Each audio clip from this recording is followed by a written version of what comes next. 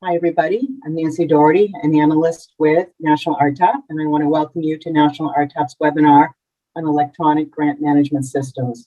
Our goal is that this webinar provides you with an introduction to electronic grant systems used by program managers in Texas, New Mexico, and Nebraska to manage grants, and in one case, to manage a program and a grant system. I want to add that National RTAP does not endorse any of the grant management systems you will see today, and that other systems are available. Before we begin, we'll review a few housekeeping notes. So you have a couple of options for Audible, including using your own computer, of course, or calling in using one of the numbers shown on the screen. You will need to enter the ID shown here. If you have any issues with audio, let us know in the chat, and we'll do our best to assist you. You can also use the chat to communicate with panelists and other attendees, but please use the Q&A to submit questions, which will be answered at the end of the webinar. The webinar slides and this recording will be posted on our website about a week from today. So in terms of the agenda, first we'll have a brief overview of National RTAP, followed by an introduction to our guests, each of which will describe and briefly demonstrate the grant management systems that they're using. Although each presentation features a different system, each also has a different focus. Kari's from Texas will get you thinking about the work that needs to be done before procuring a system. Deborah from New Mexico, her presentation is focused on the important functions one may want to include in a grant management system. And then Kerry from Nebraska provides insights into a customized program management tool, also used for grant management. We will try to leave some time for questions at the end. And at the end of the webinar, a survey will pop up, and we would appreciate feedback through the survey.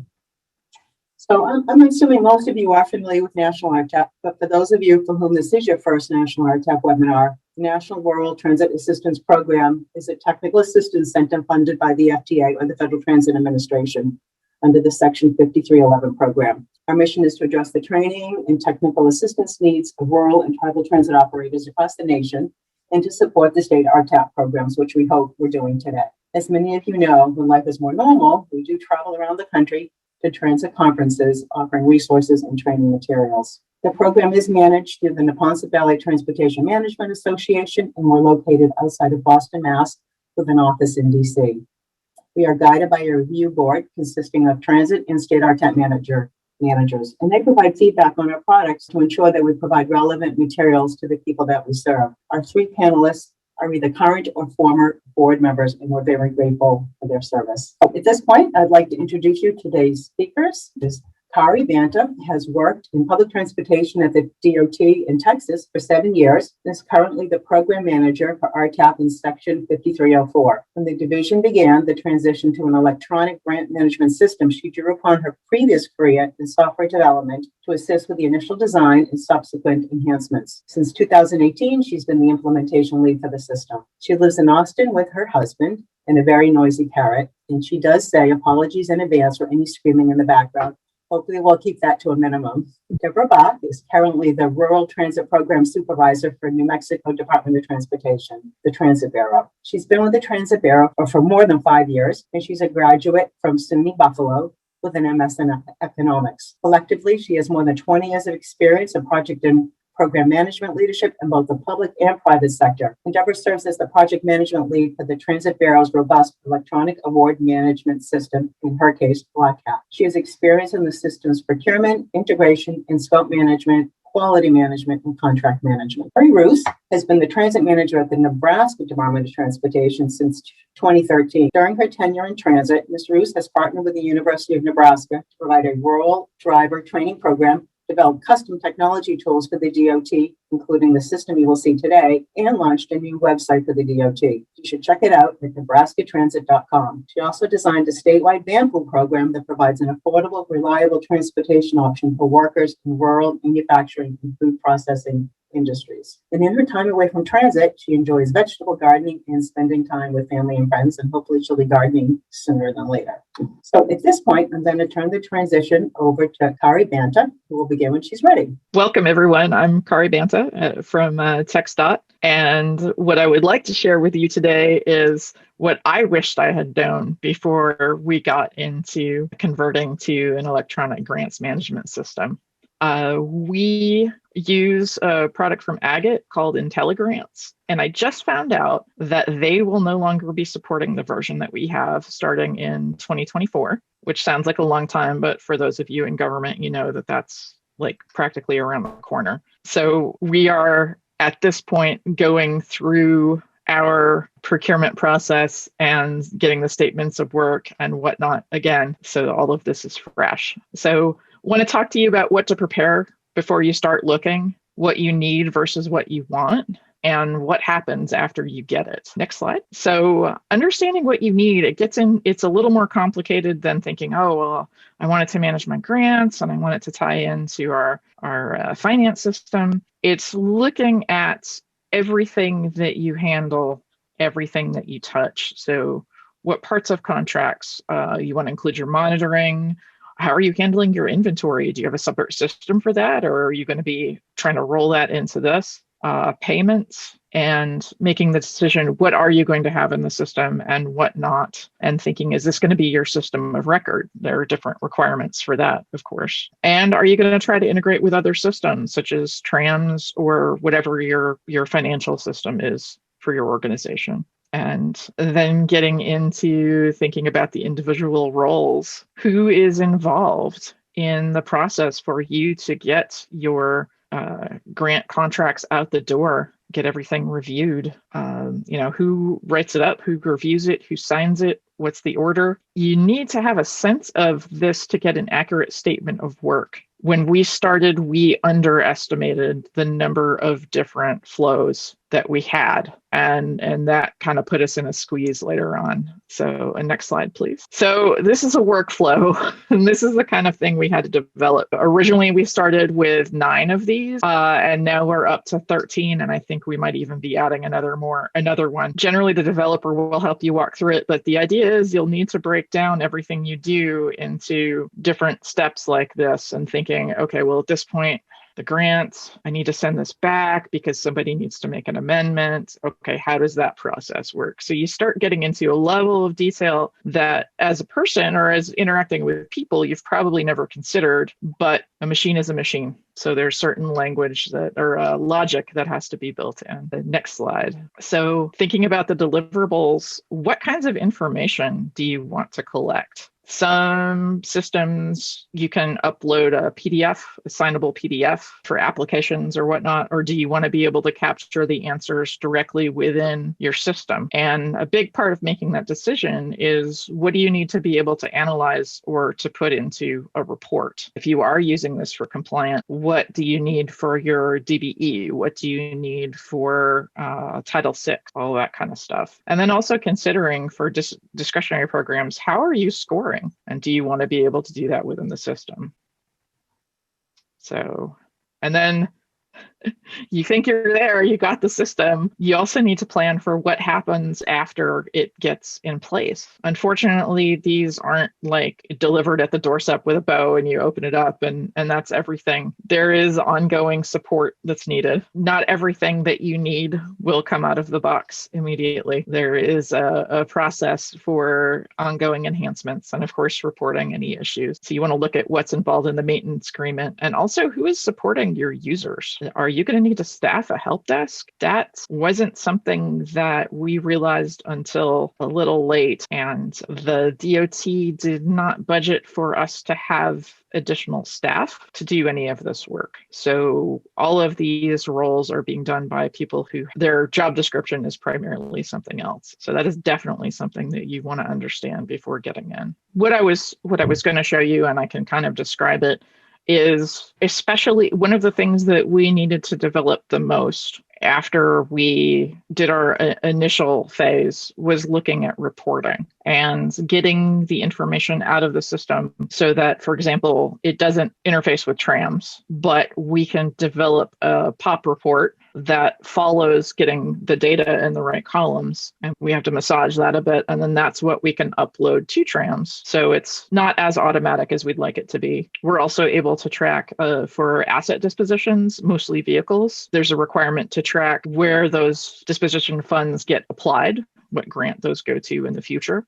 We're able to track that. Milestone progress reports all happen within the system, and you can sort by getting into the technical terms, the ALI, the activity line item. So the way that those are reported within TRAMS, you can get that information together. We also have a project status report that shows it's not as neat as some of the graphic interfaces, tables and charts that other programs have, but it does show you how much of a grant has been expended. And we've got a warning in red when you've got a case where there's still a significant amount of balance, but you're within 90 days of the end of the grant. So kind of an indication that, hey, we need to get in there and talk to the subrecipient about what their plan is. So that out here, let us get an early start and then handle more questions, hopefully. Hey everybody, I'm Carrie. You gave us a lot to think about in the work that needs to be done before procuring a grant management system. Now I'm going to invite Deborah Bach from New Mexico DOT to begin her presentation when she's ready. Thank you, Nancy. Good afternoon, everyone. I'm sure I've met a lot of you. Some of you know who I am from other webinars. So today I'd like to talk to you about when procuring your system, what you should consider as to the functions that you're going to need that will serve the needs of your organization, whether you're a transit agency, whether you're a state agency, or a direct recipient like a small urbanized area transit agency that's using the system. So we actually procured our system in 2016 and it was launched live in 2017. So I've actually got almost 4 solid years of working in the system to know that the functions that I'm going to talk about are the ones that I feel are the most important and that our subrecipients feel are the most important to have as part of the components in your system. So they are an application and an award process. That's a cradle to grave process, an award management function, document storage, grant management, asset management, reporting, and oversight. So the application process in our system is a benefit to both the subrecipient and the state. From the subrecipient perspective, they go in and they open up an opportunity that's specific to the grant that they're applying for. So we can accommodate a lot of different Section 53 grants, 5307, 5310, 5311, 5339. They get a downloadable application guide that's associated with that particular opportunity. All of the information that they need to upload in the system is required so that the system makes sure their application is complete before they submit it. So that sort of eliminates some of the back and forth that goes on between the program managers and the subrecipients when they're submitting their applications. It creates projects for them so that they can have a budget for each of the projects that they're for the award they're applying for, including administrative, operating, and capital. There's a communication within the system that's allowed between the state and the subrecipient during the application process and also during the review process. It creates a permanent history log, and you also have a listing of all of your applications, current and past. So from the state side, we love this module because we can customize our application development. Each year we tweak it a little bit. Sometimes we add required documents, sometimes we eliminate them. We built the system so that the projects that the subrecipients apply for in the system match the projects that the grants analyst from our side puts into TRAM. So all of the activity line items match. So you've got matching systems, even though they don't talk to each other. It's still a good check on both systems, right? We can see their comprehensive budgets right in the system. It provides us an opportunity to rate and rank their applications based on the information they gave us. And it also allows us to approve or reject any one project. The second function that I love about our system is the comprehensive award management. So from the subrecipient side, they get a contract. In the contract tab in Black Hat, it matches exactly their memorandum of agreement. There's an MOA uploaded there. It can invoice through this module. All of the supporting documents that they need for their invoices are uploaded there. There's a comment box. It creates a history log. So back and forth again can occur through this tab. And it also allows for online budget adjustments and amendments to their budget. On the state side, we allocate funds and assign purchase order numbers through this module. We can manage our contract amendments. We added a customized feature where if there's a new project that needs to be added, we can force it through the system. We can adjust our encumbrances if we need to add or subtract from a current allocation. We also have a permanent record of their awards, past and present. For invoice processing, this was an amazing improvement over our paper pushing workflow. We have internal online approvals, and we've also customized a form that's generated that our accounting and finance departments approved to use. So, we're working with our other departments through the system. Next. The document storage feature, I think it describes itself. You have remote access from anywhere. It's cloud storage. It's a backup plan. We've actually had agencies in the past before we had this system whose entire systems crashed and they lost all their information. And we had to provide the technical assistance to them to help them develop all their new policies. And, it just was a real struggle for them. The document storage is great for regulatory compliance. All your documents are organized. It provides document sharing capabilities in a global resource section. We can share templates. We can share guidance in that area. Subrecipients can store their own documents. Again, there's version control and management of important documents. You can set a due date for when a document expires. It needs to be renewed. And of course, the permanent records feature of this document storage. The grant management piece, mostly it does benefit the subrecipient, but from our perspective, it's really valuable. The grants in Black Cat match the grants in TRAMS. We have a distribution capability within a grant in Black Hat. So for instance, 5310 money gets distributed to 3 different areas: rural, small urban, and large urban, and we can break those out, distributions out individually. It allows us to provide allocations for the grants, encumbrances. It keeps real-time grant balances and allows us to close out the grants when they're spent. And this is synchronized with our timeline internally with the state. So it's kind of, again, it's like a check and balance on the state system. And so we'll go in and compare the balances to make sure we're right on target. It took a few years to, for this to acquiesce, for everything to converge, so our balances are converging, and we're still tweaking it a little bit. Next. The asset management piece is wonderful from both perspectives. It's a complete inventory of your assets, vehicle, equipment, and facilities.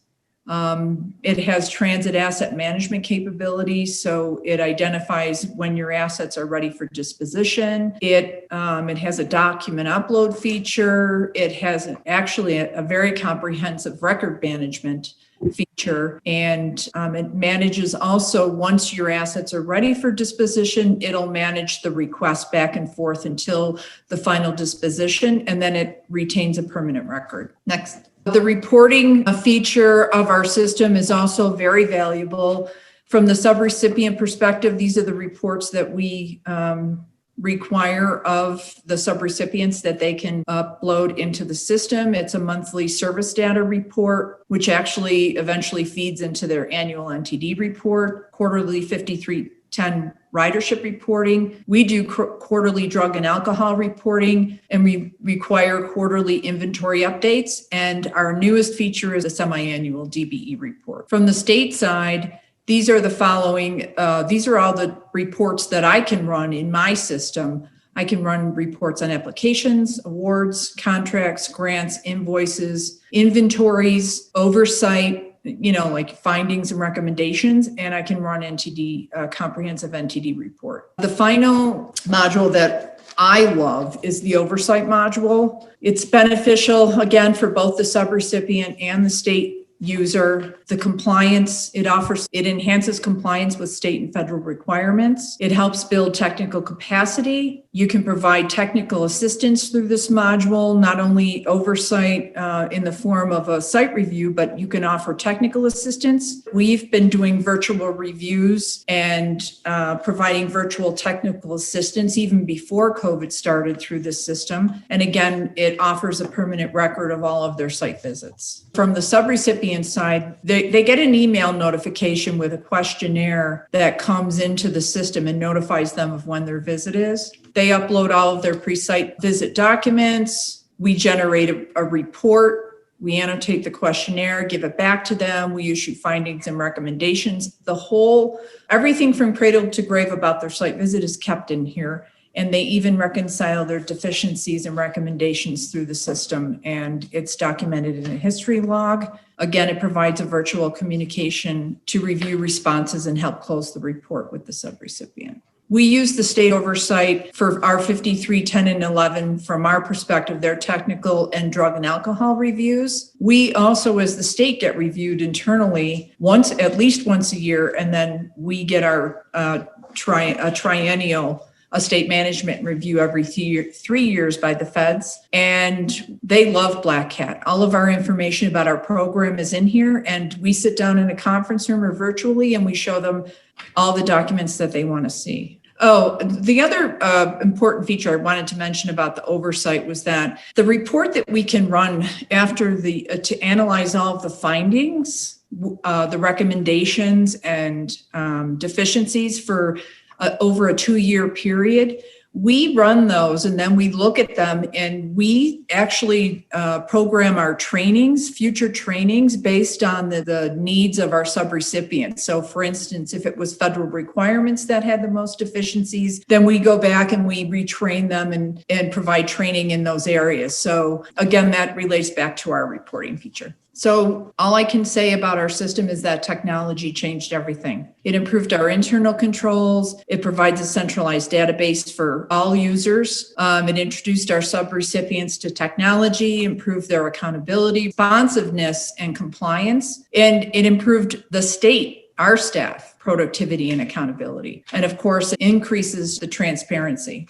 of your program. So I think I could share my screen and just give you a very brief. This is our Black Hat. This is just under the organizations tab. When an agency first fills out an application, we allow them to set up their organization in Black Hat. And this is the series of tabs that they have. So this is the comprehensive information, their organization overview, contacts. I'll go through. These are all of their vehicle inventories that they entered into the system in just a quick snapshot. Save, this is a dispose transfer. Those are the actions. And this is the record that we maintain on file with the condition information that all that feeds into their disposition criteria for disposal. It's very comprehensive. Here's an important, just a lot of them haven't started to use this, but this is their important documents tab. This is their oversight tab where all of their oversight records are held. Drug and alcohol review, 5311 technical assistance. I'll just give you a quick snapshot of this is the general information they receive in the email when the inspection will occur. This is the questionnaire they get to fill out, then they re-upload it. And then it's completed and sent back to them in the form of a report. And these are all the deficiencies that they received. And once they've mitigated a deficiency, it's all closed out and the report gets closed and it becomes a permanent record. This is the reporting tab for them. NTD reports are submitted here. They submit their invoicing through here. Admin operating. This is the service data tab I was talking about, where they enter this information every month with their invoicing. These are the applications. I'll just show you, for instance, really quick one application. We'll just go to City of Carlsbad, recent application, and this is what it looks like. There's their downloadable application guide. These are all the optional uploads are blue. These are gray before they turn green. Once they upload all the documents, it turns green and then they can submit it. They won't get a submit button until everything's attached. These are the projects I was talking about that mimic projects in TRAMS. Under the project details, you can see that the ALI, the activity line items match those in TRAMS. And then they have budgets down here. Here's the contracts tab that they'll see, and all the contracts that they have are listed in here, and all of the projects that are attached to each contract are listed in here. They can also invoice in here, and there's a drawdown feature here that shows how much they've spent based on their invoices. The final tab that I use that they don't have is a grants tab. So I've created all these grants, and they're all exactly the same as the grants that I created in TRAMS. See, you can set up a distribution, and then it shows how much was awarded, how much is allocated of the award, how much was encumbered, how much is spent. So as you can see, it's a pretty comprehensive system. Okay, I think that pretty much, I think I've covered almost all the categories I talked about. Oh, the reporting feature. One more from the state side. These are all the reports that I can run here. Applications, contracts, grants, inventories, invoices. So anything I want to, look at how many assets we disposed of in the last year or last 4 months, or, here's where I run the report findings for the trainings. So that's it. That was great. Thank you so much. That's certainly a great summary. I like the slide where it said, especially stop sharing. Technology Yep. can change everything. Yes, it does. So now Carrie Roost from Nebraska DOT will give you an option for a program grant management system that she developed with the University of Nebraska. Thanks everyone for joining us this afternoon. I'm Carrie Roos. I'm the transit manager at the Nebraska Department of Transportation, and I'm going to share with you today a little bit about our electronic grants and program management software that was customized for us. It's more program management than grant centric, but there are some elements, some functionality for grants management as well. So I'll start at the beginning, in the before technology time. Way back in 2013, the most sophisticated technology tool we were using were spreadsheets, many spreadsheets. And our 60 5311 subrecipients were sending in their monthly invoices on a worksheet-based invoice, and they were sending it snail mail, email, fax, and all of those invoices every month were gathered together, and then one individual hand data entered all of the information from each invoice on separate tabs on one worksheet. And then this was the worksheet that I had to use to submit the NTD report. Next slide. Our asset management was not much better. We had no centralized location that listed all of our assets. Instead, we had about 20 different spreadsheets. So assets were listed by grant on individual spreadsheets instead of one location, which meant asset management was a little difficult to achieve. Next slide. So our solution was a partnership with the University of Nebraska to build a custom invoicing. It started out strictly as an invoicing system, and it grew from there. Next slide. So our objective with this technology project was to build a one-stop shop for both our sub-grantees and internally NDOT transit staff. So our system has a lot of the functionality that you've already heard about, the invoicing, applications, asset management, training, grant funds, monitoring, agreements routed, etc. Next slide. So the product that we created is a dashboard system. Each transit manager, 5311 and 5310, have their own dashboard with their own username and password to log in to their own dashboard. And internally at NDOT, we have dashboards that are structured to meet our individual needs depending on our responsibilities.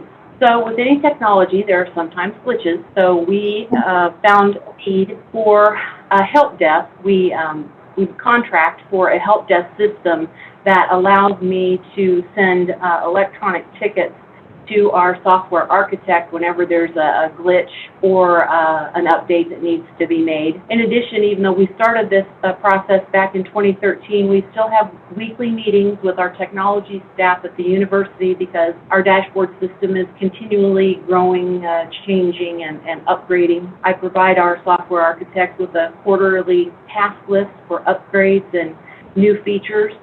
And for training of our managers, we do a combination of training online. We used to have pre-COVID in-person meetings. There are written instructions they can refer to, and we have one-on-one learning opportunities for those that need that opportunity. So that's how we started in a nutshell, and now I'm going to hopefully share my screen. So this is the dashboard from the perspective of the transit manager. It's a little bit busy because this is our test site. This is where we test all of our features before we roll them out live. But this is what the transit managers basically see on their dashboards when they log in. And you can see that up at the top, they can see their state funds and federal funds remaining for that grant cycle, so they can keep track, and we also can keep track and make sure they don't run out of money. It started, as I said, as an invoice system. So we created an invoice that mimicked the worksheet invoices that they were already using so that hopefully it was a little familiar to them. We created the tabs and all of the information that they, of course, enter into all of those worksheets then rolls up into a summary page with all the information for that month that is then submitted to us.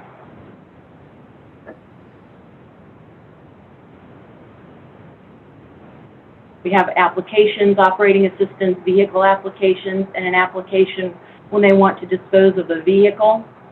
We have a very robust driver training program, so we spent a lot of time and energy developing. Again, we wanted to develop a one-stop shop dashboard, so we added in the ability to register drivers and transit managers for training through the dashboard. They can submit RTAP reimbursement through the dashboard. Again, we designed it to look familiar to them.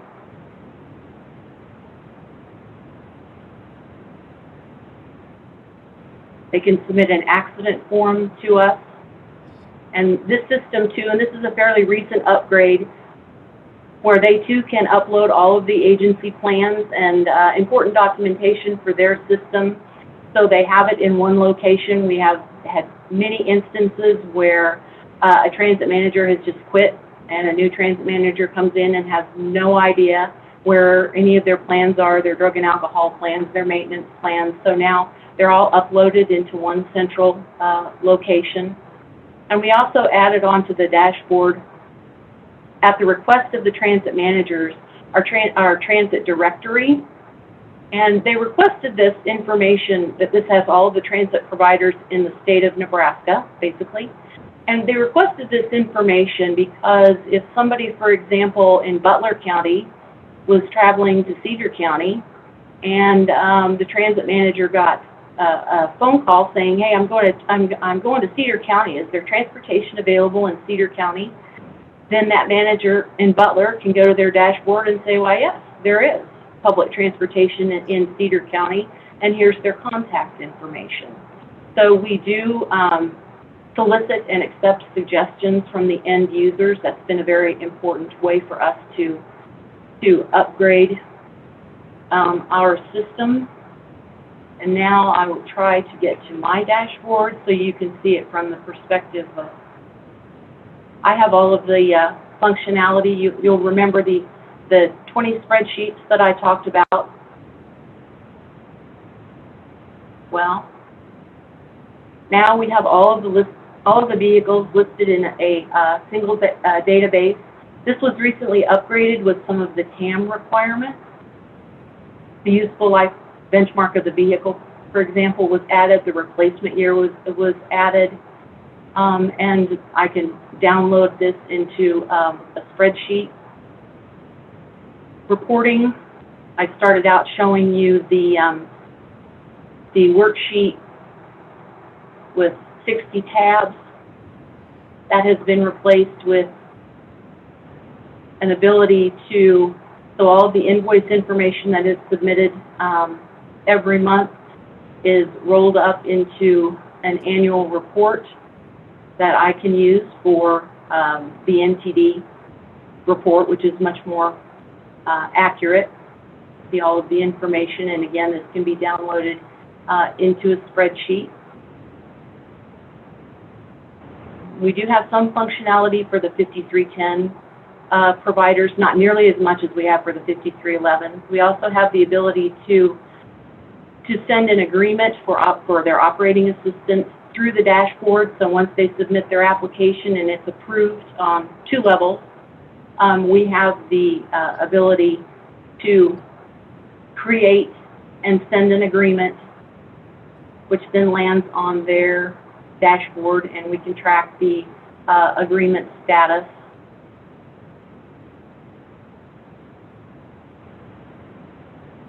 And that's about all of the functionality that I wanted to show you today. So if we have any questions, I think the 3 of us were going to take questions at the end here. Thank you so much, Carrie. Great job getting everybody's back. So yeah, that's a very comprehensive and a simple tool. I really liked it. So we do have some time left for questions, which is great. There are a couple already that I can throw at you guys. The first one from Walter Butcher, and this is for any of you that want to jump in. For all of your applicants, recipients, do you manage creating and removing users, or are they able to sign up without you having to manage this function?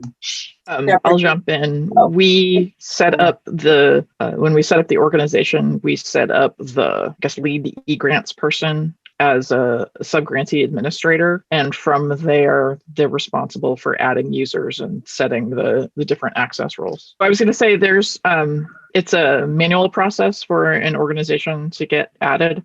So, hey, contact our help desk and we walk them through it. There you go. Now I'm done. Okay. Hi, this is Deborah. So once an agency submits an intention to apply for a grant, we set them up internally from our role through our administration access in Black Hat. And we set them up and then we manage their access. If somebody leaves, we take them off the system. And in Nebraska, it's very similar. We add a new agency with their own unique identifier, and then they set up their own username and password to access the system. We have a question from one of your colleagues out in Ohio, from Tyler Bender. This one's actually for Deborah. He would like to get some information on how you set up and manage your semi-annual DBE report in Black Hat. And are you able to determine your goal attainment and transfer the data into the TRAMS reporting form for DBE? Okay. Hi, Tyler. So we're actually still testing this, but we're collecting our DBE information with each invoice every month, each monthly invoice for every 6 months. We'll pull it into a report and then we'll upload it into TRAMS. So the subrecipient is reporting that information every month, and they'll set up, there's a tab in their under their organization that allows them to set up their third-party contracts and such that they've contracted into for that 6 months. I don't see any other questions in the Q&A, but I've got a few, if you guys don't mind. Kari from Texas, you spent a fair amount of time talking about planning for a grant management system. And I was just wondering, how long did it take before you felt you were ready to put out a procurement document? About 4 years after we initially got the product. In the beginning, let me back up. In the beginning, we weren't given the option to develop a scope for it because of an arrangement that the DOT had for another division using the product. We were given, this is what you get. And it's taken us, it took about 3 years for us to catch up to what we would have actually needed as we were sort of feeling our way toward that. So now we're ready for our going for the upgrade to the next version. So I feel like now we're finally prepared to answer the questions. Deborah, I'm just curious how the sub-recipients reacted when the system was rolled out, and how long did it take for them to adjust? Did you have to provide a lot of training? Well, actually, the subrecipients were excited. They were a little tepid, right, at first. But so our training is provided through our maintenance contract with our vendor. And so they had training every time we put out a new module or a new function. They were trained on it. And then, our system has a robust help desk feature. And we also have there's also a training, like a guide that they can access right on their screen to answer simple questions. So, it was a little bit of a learning curve, but in the end, everybody just loves it. Good to hear. Yeah. Two more questions. One from Paula Devins, and she wants to know, how did you pay for these systems? Funding's tight. I guess, Perry, you already explained, it was you were told what you were going to use and there was a system already in place. But Carrie, in Nebraska, how did you guys manage to set up your partnership with University of Nebraska? We used our Section 5311 funds with a state match. And we used our state admin money, our 5311 state admin money. We plan ahead and we budget for it every year. Matt Bradley asked Deborah if you could send a screenshot of the reports you can generate. And I think some of that's actually in the presentation, which I didn't show some of those screenshots because we were demonstrating. We were doing a lot of demonstration. But in the PowerPoint slides from the presentation of the webinar will be on our website, and we'll include some of those screenshots. And then you can reach out to Deborah. Of course, I'll give you her email up in a little bit for anything additional you might need. Sure. During the time, and we'll get a few more minutes. Harry from Nebraska, I haven't asked you a question, and that is, why did you decide to go with a customized system rather than one that was already available? Are there advantages to doing it that way or disadvantages? I think the advantages are control. I learned very early on in the process that if I can dream it, our software architects could build it and add it to the system. And speed. I was determined to roll out the invoice system at the beginning of the fiscal year in 2014. And as Kari said, the procurement process is just brutal through the regular state procurement process. And it likely would have taken us 2 or 3 or 4 years to buy an off-the-shelf system. So we got our invoicing system launched in a matter of months. And maybe 1 or 2 more questions. Lessons learned. Let's start with you, Carrie, since you were just speaking. What would you change about the system you're currently using? I don't know that I would have changed anything. We spent a lot of time up front planning, sitting in a room together, all of us in transit, walking step by step through what we thought the end users would need, and then we engaged the end users, and it's been very successful. Our subrecipients were terrified to go basically paperless, and they very quickly fell in love with it. Harry, Texas? I would change. We are making changes constantly in getting what we need and being able to fine tune it, which is really nice. I think getting the upgrade to the new version would the answer to all of our dreams right now. So I think getting to the version that we're using was first developed about 10 years ago. So I would say going for the most modern and feature rich option that we could at the time would have been good. Deborah? Well, when we were first meeting with Panther and discussing our workflows, in our minds, we just wanted to mimic the exact workflow process that we were using. And so we had a lot of our modules customized to that end. And we're now realizing that we're pulling steps out. We're finding out that it was too cumbersome of a workflow. So, we may have had a little bit more discussion and analysis on the process before we started. Good lesson learned. I think we have time for one final quick one, and I'll ask Deborah as well. Are you using the system in any ways you didn't anticipate? Yeah, like this is our whole way of communicating, really. with our subrecipients.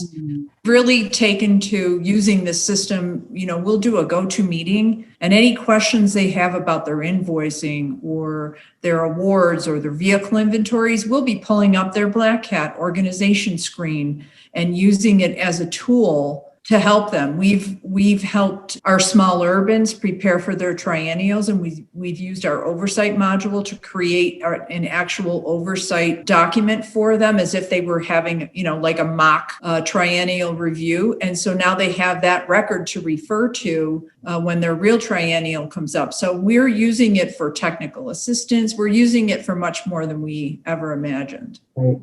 Well done, everybody. I'm going to wrap things up.